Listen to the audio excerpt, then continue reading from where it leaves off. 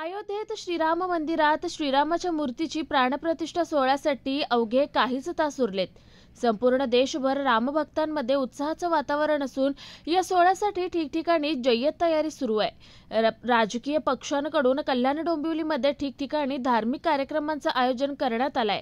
कल्याण डोंबिवलीतील नागरिकांमध्ये देखील श्रीराम मूर्ती प्राणप्रतिष्ठा सोहळ्याचा उत्साह दिसून येतोय।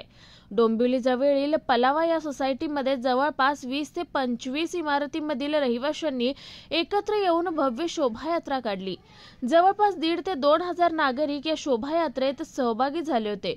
या शोभायात्रेमध्ये श्रीराम मंदिराच्या प्रतिकृतीचा रथ, प्रभू श्रीरामांच्या वेशभूषेत अनेक लहान मुलं सहभागी झाली होती। महिलांचा देखील मोठ्या प्रमाणात सहभाग या रॅलीमध्ये आहे। संपूर्ण पलावा परिसर या शोभायात्रेमुळे भगवामय झाला होता। प्रभू श्रीरामाच्या घोषणांमुळे हा परिसर अगदी दणाणून गेलाय।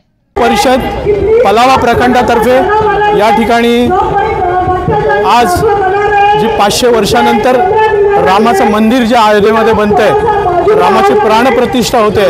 या प्राणप्रतिष्ठेच्या आनंदानिमित्त संपूर्ण देशभर एक आनंदाचं वातावरण आहे। त्याचबरोबर पलावाच्या अंतर्गत कासाबेला गोल्ड, कासाबेला आणि गोल्फलिंग अशा 3 वस्त्या या ठिकाणी येतात। या तिन्ही वस्त्यांनी मिळून या ठिकाणी एक शोभायात्रेचं आयोजन केलेलं आहे। समाज खूप उल्हासात आणि आनंदामध्ये हा आनंदोत्सव साजरा करायला या ठिकाणी आलेला आहे आणि हा आनंदोत्सव तुम्ही यापुढे असाच चालू राहील ही आता सुरुवात होते।